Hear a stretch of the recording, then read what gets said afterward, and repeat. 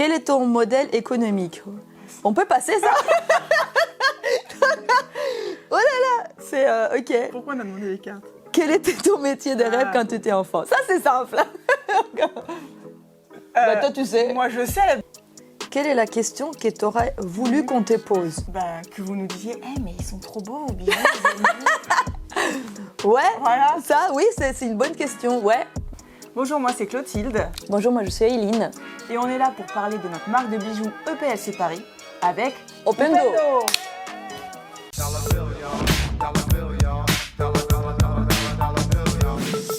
Une par une, Une par une. Ok, pardon. Sois pas pressée. Présente-toi. Alors moi c'est Clotilde, donc je suis la meilleure amie d'Eileen à côté de moi. J'ai 37 ans, je suis maman de 3 enfants et en fait j'ai une première vie avec une carrière en hôtellerie et depuis 2 ans et demi maintenant j'ai lancé la marque EPLC Paris avec Eileen. Dans une volonté de changer notre vie et de faire un peu plus que juste vivre en attendant que la vie passe, essayer de faire quelque chose qui nous permette de réaliser nos rêves. Voilà. Moi je suis Eileen, j'ai 41 ans, je suis d'origine vénézuélienne, j'ai toujours une vie qui est l'hôtellerie, donc je travaille toujours en hôtellerie. Et on s'est lancé à peu près en 2020 pour créer notre marque EPLC et pouvoir, au-delà d'échanger en fait notre vie, on a voulu aussi changer la vie de beaucoup de monde. En fait, nos bijoux, donc on les fait faire. À chaque fois, il y a un moule unique. Pour chacune de nos pièces, il y a un moule unique. On fait un prototype. On reçoit le prototype, on fait nos changements. Et ensuite, une fois qu'on a validé, on les sort en fonction des pièces. Parce qu'à chaque fois, c'est un budget. Nous, on ne fait pas de l'achat-revente.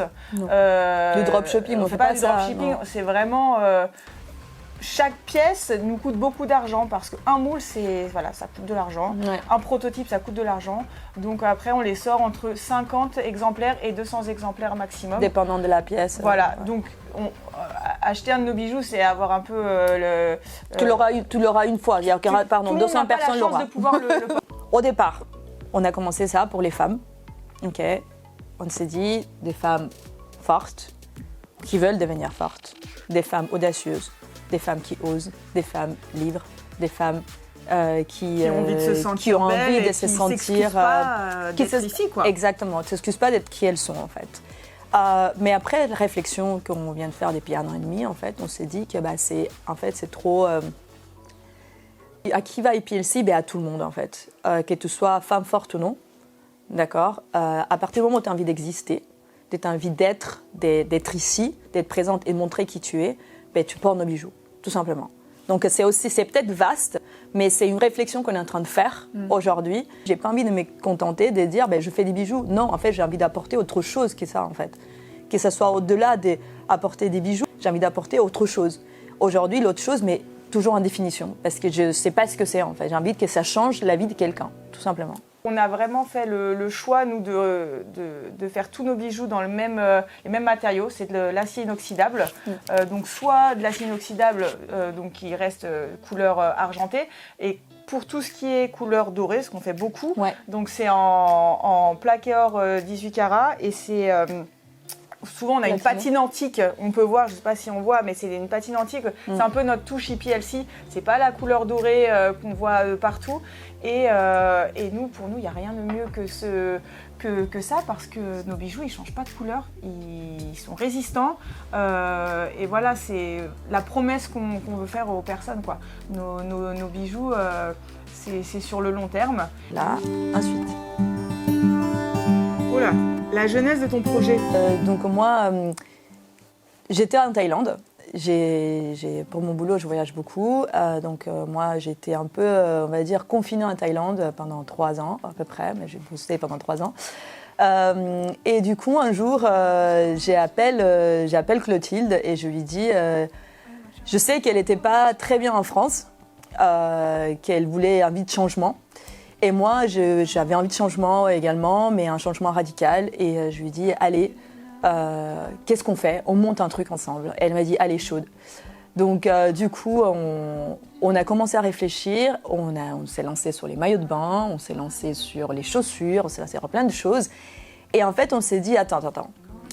On a des choses qui nous manquent. Qu'est-ce qu'on aime, première chose, qu'est-ce qu'on aime vraiment. Et deuxièmement, elle dit, qu'est-ce qui manque? C'est-à-dire qu'aujourd'hui, on a fait nos bijoux pour répondre à un besoin, pour répondre à un autre besoin. D'accord? Donc à un moment donné, on avait envie de faire des bijoux imposants. Parce qu'on voyait qu'il n'y avait pas ça dans le marché, en tout cas à prix qui n'était pas de 10 000 € ou 5 000 €. Et du coup, on s'est dit, tu sais quoi, oui, allez, on se lance dans les bijoux, mais il faut que ce soit des statement jewelry, en fait, vraiment des bijoux imposants. Tout de suite, en fait, on a vraiment envie que le bijou, on le met, et puis ça nous habille. Voilà. Donc voilà. Et c'est là qu'est née toute la réflexion. Très vite. Dès qu'on dit bijoux, moi j'adore les bijoux depuis que je suis née. Hein. Je pense, ma mère, déjà, j'avais 8 ans, elle m'offrait que des bijoux, des pièces de créateurs. C'était Biche de Berre à l'époque. Moi, je mets l'argent que dans les bijoux. Et après, tout de suite, on a été d'accord. Les statement jewelry, voilà, on va faire des choses de qualité qu'on serait capable de se payer, voilà, et qui changent de ce qu'on voit. Donc ça a été vraiment la naissance de PLC Paris. Ça a été le moment où Eline et moi, on avait vraiment besoin de changement. Moi, mon hôtel avec le Covid venait de fermer. J'étais enceinte de mon 3e. J'étais waouh, qu'est-ce que je vais faire de ma vie? C'était vraiment, c'était le bon moment avec la bonne personne. C'est ça, parce que moi, en tout cas, moi personnellement, l'envie d'entreprendre, je l'avais pas eu avant. J'ai toujours fait des choses en fonction des opportunités qui arrivaient. Et là, c'était tout qui concordait. Voilà, c'était le moment pour nous deux. C'est ça. Et puis la collaboration ensemble, on savait que... Oui, ça allait marcher. On savait que ça allait marcher, on se connaissait depuis assez longtemps pour savoir que on a les qualités des défauts de l'autre. Voilà. Quel est ton modèle économique? On peut passer ça? Oh là là, c'est ok. Pourquoi on a demandé les cartes? Quel était ton métier de rêve quand tu étais enfant? Ça, c'est simple. Toi, tu sais. Moi, je sais. Moi, j'ai toujours voulu être vétérinaire et à 18 ans, à l'époque du bac, j'ai pensé à tout sauf à travailler. Et du coup, j'ai oublié que c'était mon projet de toute ma vie. Et je voulais juste faire les choses simples. Et donc, du coup, j'ai oublié de faire vétérinaire, mais c'est pas grave. J'ai des animaux à la maison. Voilà. Moi, en fait, j'avais pas de métier de rêve quand j'étais petite. Vraiment, j'avais pas, mais je savais ce que je voulais pas faire. Ça, j'étais très claire. C'était quoi? Je voulais pas qu'on me donne des ordres. Ah oui, c'est vrai. Je voulais pas... en fait, ça, c'est très important. Je voulais qu'on me laisse faire ce que je voulais, en fait, à chaque fois. Donc, du coup, j'avais pas vraiment de métier de rêve. Je me disais pas, ouais, je vais devenir médecin, avocat. Non, je savais qu'il fallait travailler. Parce que mes parents l'ont toujours dit, il fallait travailler. Dans quoi? J'avais aucune idée. Mais je ne voulais pas répondre à quelqu'un. Donc, en tout cas, et puis aujourd'hui, dans le métier que je fais, je suis directrice, donc forcément, je réponds à moi-même souvent. donc voilà. Alors, qui t'inspire? Waouh. Alors moi, ça change en fonction des moments. Il y a des inspirations au point de vue de ma vie perso et des inspirations au point de vue de la vie professionnelle. Là, on va parler du professionnel. En ce moment, vraiment, la chose qui m'inspire, qui me motive, et parce que j'en ai parlé à Eline, c'est vraiment un documentaire que j'ai regardé elle me l'a fait regarder aussi. je ne sais pas si je peux dire, sur une plateforme, bref.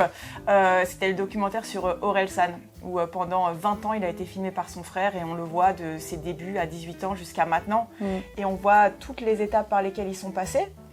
Et quand tu vois ça, et que ça fait seulement 2 ans que tu t'es lancé, et que tu trouves ça difficile, tu relativises et tu te dis non mais...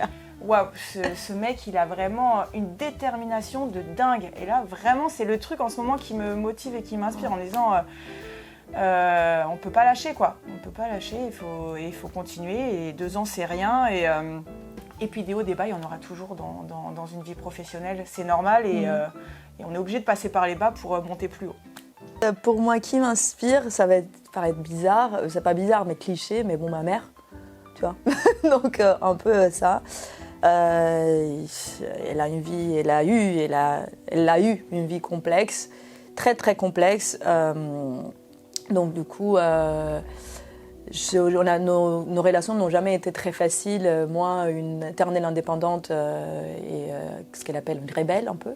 Voilà. Et puis maman qui est antillaise, qui a un caractère bien à elle, qui est voilà, une personne qui a vécu avant, quoi, pas d'ancien temps, mais d'une autre génération. Qui a des choses qu'elle ne comprend pas et parce que c'est pas sa génération et parce que elle veut qu'on réponde à des codes qu'elle a même elle a imposés. Donc du coup, elle m'inspire parce que je me dis si je fais ça, et je crois que je te l'ai dit une fois, c'est pour eux, c'est pour ma mère et mon père. Mon père est vénézuélien, du coup. Et du coup, le jour où on les a vus débarquer dans notre premier pop-up ensemble, en famille, en quoi. famille, toute ma famille qui est en France en ce moment, tout le monde a débarqué et ils sont venus là pour nous soutenir. Moi, je suis pas très famille à la base. J'ai été là, waouh. J'ai vraiment, je me suis posée, j'étais aux toilettes, j'ai dit bon les gars, il y a un truc qui se passe là. Donc du coup, je me dis voilà, c'est vraiment pour eux, pour ma mère et mon père en tout cas, parce que si j'entreprends, je serai la seule de la famille à le faire. Si ça marche correctement, en tout cas. Donc, c'est toujours une petite fierté. Voilà. Un gros. Ok, vas-y. Phrase fétiche. Ah ouais. Ta phrase fétiche. J'en ai l'habitude. Ouais, mais là, t'en as une, toi? Oui, fake it till you make it. Ah ouais. Fake it till you make it. Voilà, toute ma vie, c'est ça, en fait. Tout mon parcours, c'est vraiment ça. Donc, c'est vraiment... Clotilde, elle peut le dire, je vais souvent au bluff. Ouais. Beaucoup de choses. Énormément de choses. C'est la première chose qu'elle m'a appris quand je commençais mon premier job en 2010 et qu'elle était face à moi et que je la voyais au téléphone super avec de l'assurance à parler à des gens. Et j'étais là, mais on a commencé hier, comment tu fais ça? Elle m'a dit, j'en sais rien. Mais il faut toujours faire penser que tu connais la réponse. Ouais. Oh ouais, d'accord. Et donc du coup, toute ma vie, c'est ça. Je vais souvent au bluff, je vais souvent au culot, en fait. J'ai une très bonne copine qui est vraiment l'incarnation de ça. Toute sa vie, c'est pareil. Et du coup, ça a marché. Ça marche même aujourd'hui. Parce que je viens d'une famille modeste, hein, donc du coup, avoir voyagé comme je l'ai fait dans différents pays, être partie à LA pendant 5 ans pour toi, 3 ans pour moi, travailler là-bas, vivre ces petits rêves américains, c'est vraiment au bluff. Et aujourd'hui, c'est mon leitmotiv, j'ai pas le droit de pleurer, il faut y aller. Donc voilà, en gros c'est ça, pour moi. Claude? Moi j'en ai plusieurs, mais on va dire que en ce moment, moi je me dis beaucoup, en gros que la médiocrité elle commence là où la passion s'arrête. C'est ce que je me dis. Et je me dis, en fait, dans ma vie, j'ai toujours été super heureuse de vivre, heureuse de ce que je fais parce que je le fais toujours quand j'ai envie de le faire. Quand il n'y a plus d'envie, il ne faut pas le faire. Et je me dis, il faut continuer comme ça parce que moi, ça m'a toujours servi, ça a toujours fonctionné. Et il faut s'écouter et écouter ce qu'on a envie de faire et normalement, ça fonctionne. On n'y connaissait rien quand même, on est deux filles de l'hôtellerie, on ne savait pas faire un site internet, on sait faire un site internet, on ne savait pas poster des vidéos sur les réseaux sociaux, vraiment, j'avais même pas posté, je pense, une photo personnelle sur Instagram. Ouais, c'est vrai. Je crois que tu étais fière de mon premier post perso. Oui, c'est clair. C'est clair. En fait, ça prend du temps. Dans la vie, il faut se dire, ça prend du temps. Nous, on se dit, ça fait quand même longtemps qu'on a commencé l'idée. Après, la marque, elle a ouvert il y a 1 an et demi, mais l'idée, ça a commencé il y a longtemps parce que il y a des choses qui doivent se mettre en place. Oui. Il faut aller étape par étape aussi. Et nous, ce qu'on a appris, c'est que c'était bien d'avoir un plan. C'est vrai. On n'avait pas de plan à la base. On était un peu, allez, on se lance. Il nous parle de business plan, il nous parle de storytelling, il nous parle de tout ça. C'est du blabla, ça sert à rien. En fait, se lance. Et maintenant, il faut un storytelling, il faut un business plan. Maintenant, on est en train de revenir à des choses qu'on aurait dû faire à la base. Mais c'est pas grave. En fait, les choses avancent, c'est en évolution constante et il ne faut pas avoir peur parce que c'est quand même une super expérience et ça n'empêche pas à côté, de pouvoir avoir une vie à côté. Voilà. Ouais, En fait, on fait ce qu'il faut à côté pour pouvoir continuer notre rêve. Mais c'est une expérience qu'on s'est toujours dit, quoi qu'il arrive, on ne regrettera jamais. On ne j'arrêterai pas. Parce qu'entre nous, c'est trop cool de vivre ça entre copines. Ouais. Ça nous apprend énormément, personnellement, professionnellement. Oui. Moi, je sais faire plein de choses maintenant que j'aurais jamais appris. Voilà, faut pas hésiter à se lancer. Faut pas hésiter. Je pense qu'il y a trop de gens qui hésitent. Et en fait, plus on hésite, plus de temps passe en fait. Je me rappelle juste, par exemple, pour le lancement de la page Instagram, oui. moi qui suis un peu perfectionniste, j'aurais pu attendre indéfiniment que ça ce soit prêt. Elle m'a dit non, on ouvre demain. Et heureusement, non, mais c'est bien d'être à deux parce que comme elle m'a dit on ouvre demain, je fais ok. Et le stress du premier réel qui est parti en me disant oh là, ça y est. Puis en fait, il n'y a rien qui est grave. En fait, on est juste en train d'essayer de lancer un business. Ouais. Ça marche, c'est bien. Ça marche pas, c'est pas grave. C'est vrai. Au moment, il faut plus se poser de questions. Hein. Ouais, c'est clair. Il faut y aller. Voilà. Attends. Allez, on est reparti. Upendo. Avec Upendo. Upendo. Ok. Upendo.